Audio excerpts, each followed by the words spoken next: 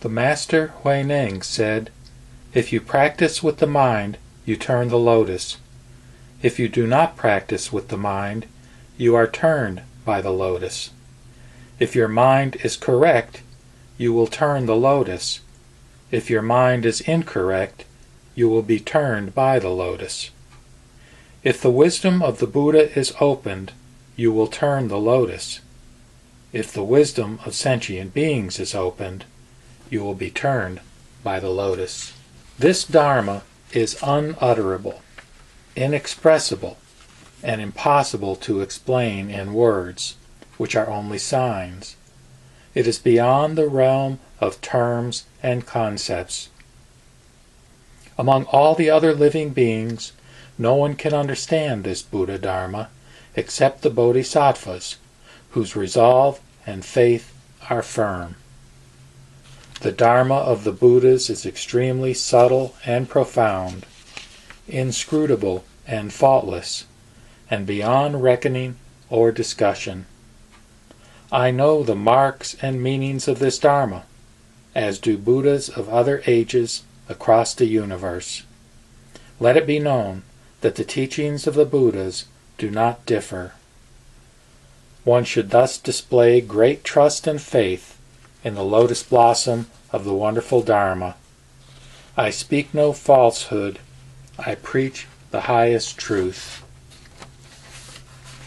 I employ tactful, expedient, skillful means to explain the Dharma to the world at large. I thus attract living beings who have myriad attachments and enable them to attain escape from their suffering. Listen carefully. The Dharma that the Buddhas have discovered is preached to living beings using countless skillful means. I thoroughly know the thoughts of living beings, the nature of their several desires, their past helpful and harmful conduct, and the various paths they are following. Knowing these things, I resort to manifold expedient devices, using parables, phrases, illustrations, and reasonings, to thereby cause all beings to rejoice. For countless eons in the past, incalculable Buddhas have not differed. They have all preached the various holy teachings by means of illustrations, reasonings, parables, and innumerable tactful powers. The great holy saints, knowing the deepest thoughts of all beings and what they most desire in their hearts, compassionately reveal the prime meaning.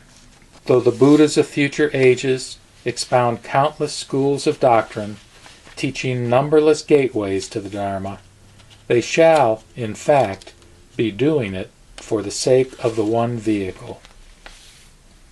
The Buddhas, the world-honored ones, know that nothing has an independent existence. No being or thing has its own separate fixed nature or body. All beings and things are inconceivable and mysterious. Knowing this, the Buddhas, who emerge from the Buddha seeds by virtue of causes and conditions, reveal the one vehicle. They reveal the secure stability of the great vehicle Dharma, ever abiding in the world. Having awakened on the wisdom terrace of the Buddha path, they skillfully preach that every phenomenon abides in the reality of suchness. I know the deeds and conducts of the multitudinous beings, that which they are mindful of in their deepest thoughts, the nature of their desires, their vigor and zeal, and the sharpness or dullness of their spiritual faculties. By explaining a variety of causes and conditions, skillfully using narratives, words, and phrases, and by resort to expedient devices, I tactfully teach according to their individual inclinations. As you Bodhisattvas hear this Buddha Dharma, any remaining doubts will be removed. Keep this subtle, profound Dharma, this wonderful Dharma, this mystery of all the Buddhas. Nama Buddhas. As opportunity serves, by resort to myriad skillful means, and in accord with what is appropriate for the situation, the Buddhas teach the Dharma. But you already know the expedient, tactful, and mysterious ways of the Buddha. Such is the mastership of the leaders, the teachers of the ages. Therefore, rejoice greatly in your hearts, since you know that you yourselves shall become Buddhas. Since I attained Buddhahood, an incalculable number of eons have passed, during which time I have ceaselessly preached the wonderful Dharma, teaching countless billions of living beings. This realm of mine is tranquil, perfectly safe, filled with devout men and women, and with bodhisattvas who are firm in their faith and resolve. There are gardens and groves with many blossoms and fruits, palaces and towers adorned with gems, musical instruments skillfully played, and flowers of various kinds raining down. My pure land of bliss will never be destroyed. I exist and am always here, expounding the Dharma. The glorious power of my wisdom knows no limit. My wisdom light shines infinitely, and my lifespan is of countless eons. Do not in regard to this beget doubt. Ever knowing the living beings who tread the path, and those who do not, in response to those who may be saved, I preach the right principles of salvation. My thoughts are always, how can I incline beings toward enlightenment? How can I encourage them to enter the unexcelled path and to speedily attain Buddhahood? In many ways, chapter 16 of the Lotus Sutra is the most wonderful chapter, because it shocks the assembly with the news that the lifetime of the Buddha is extremely extensive, both back into the past as well as on into the future, virtually eternal.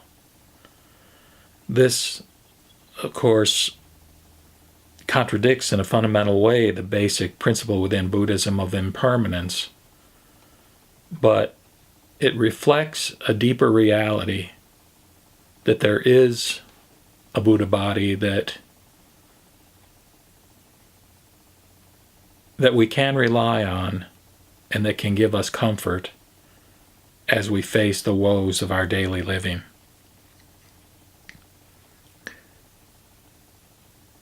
Now, it becomes a question of whether or not one believes that this is true. This is where faith comes into play. And in chapter 17, there are extensive comments essentially praising and indicating the benefits that accrue to persons who do believe in the eternal life of the Buddha. The way Hurwitz describes the content of chapter 17 is that the Buddha narrates the merit which shall accrue to those who venerate the foregoing chapter of the Lotus, telling of the unlimited nature of the Buddha's lifespan.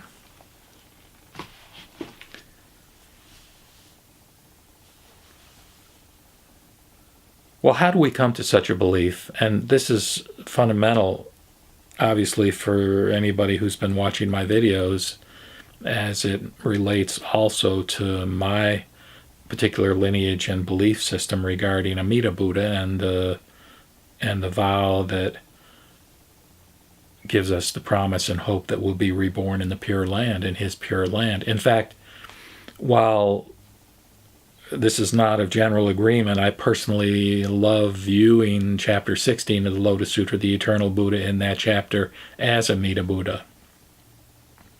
Even though on the surface it seems that what we have is Shakyamuni Buddha, indicating that this is the length of his lifetime. It really doesn't matter that much, I don't think, which Buddha we revere and look to for comfort. Again, in the Shinran school, it might be Vairocana. In some other sects, it might be Shakyamuni. But the point is, does one believe or not that there is a force in the universe that does represent stability and a source of comfort for us human beings?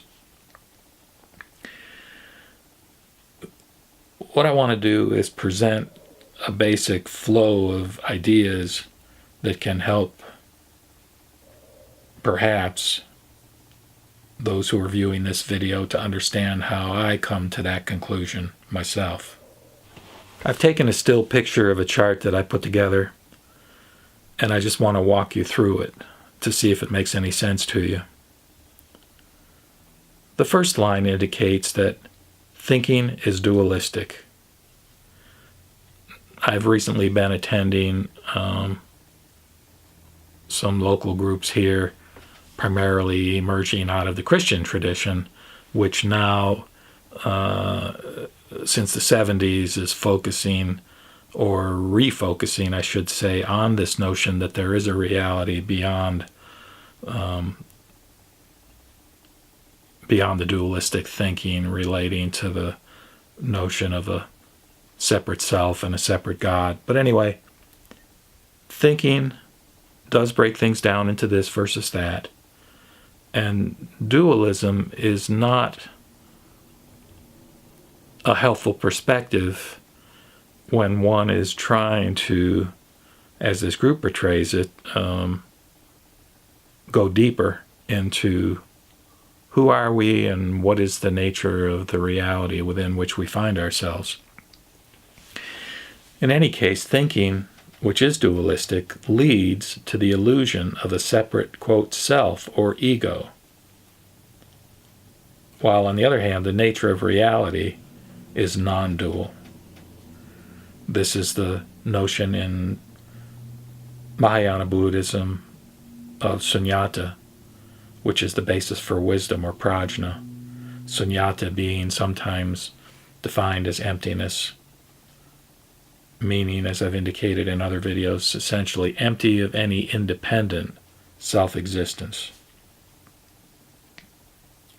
So this prajna or wisdom is the ability to glimpse this reality, which basically can happen in the context of meditation-type practices. So that when we are able to get in touch with prajna, we realize that no thing has an independent existence. So, as indicated over on the left in red, isn't this essentially related to the doctrine of impermanence? As we sense our fundamental interconnectedness, it leads to a feeling of compassion for the suffering of others. The logic there is, how can we be concerned only with ourselves if there is this interconnectedness with all beings and things in the universe? And as I indicate in red at the left, that in effect leads to commitment to follow the bodhisattva path, wherein the sacrifice is made to forego one's own, quote, accomplishment of enlightenment, pending the ability to help all beings get on the great ship, the Mahayana vehicle, to get to the other shore of peace and happiness. That said, if we wish to embrace a spiritual/religious doctrine, even knowing that all such doctrines are limited by the fact they are formed from thoughts, concepts, views, we would want one that expresses compassion.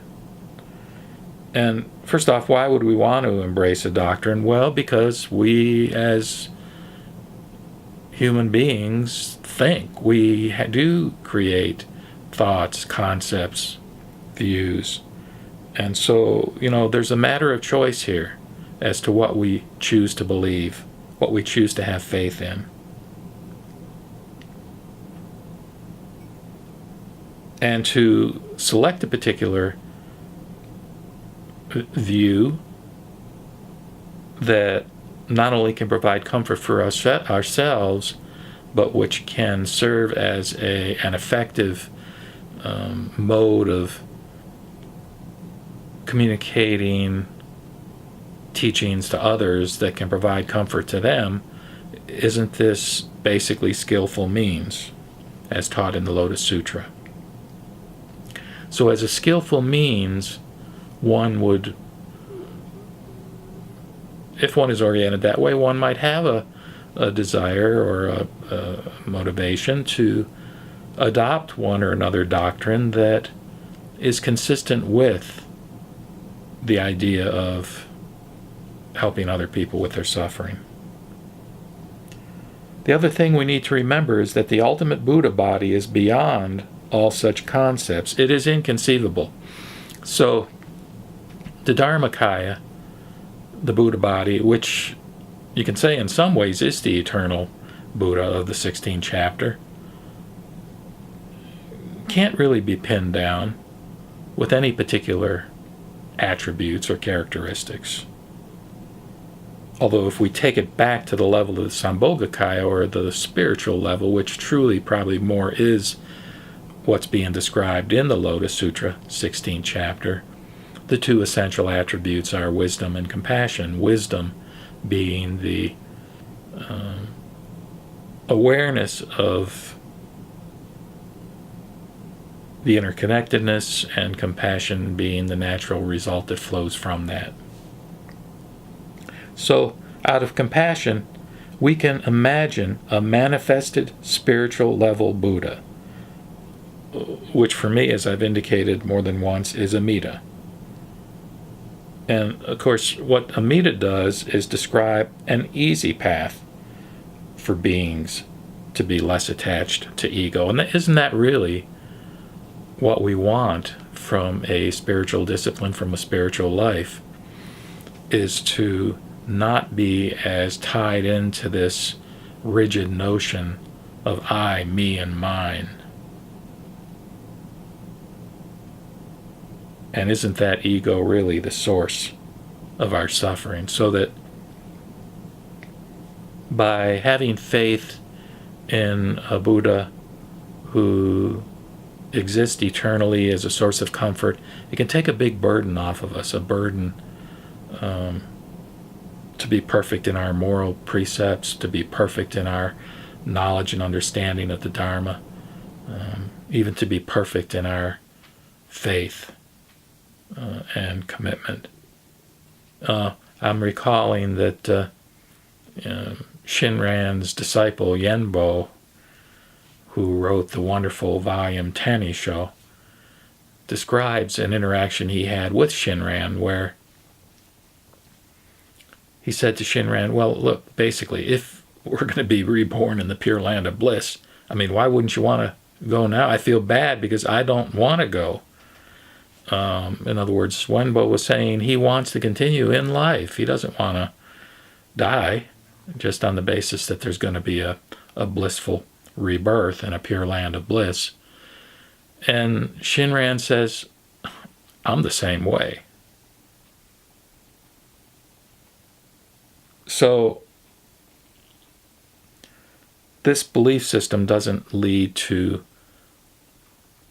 either a contradiction of our basic survival instincts, nor does it lead to an antinomianism type concern about doing evil because the vow of Dharmakara, who became Amida Buddha, is so profound and powerful that, frankly, it's mostly made especially for the evil person, because that easy path requires only thinking of the Buddha, saying his name one time, saying the Nembutsu, which is in the lower left there in red, Namo Amida Butsu.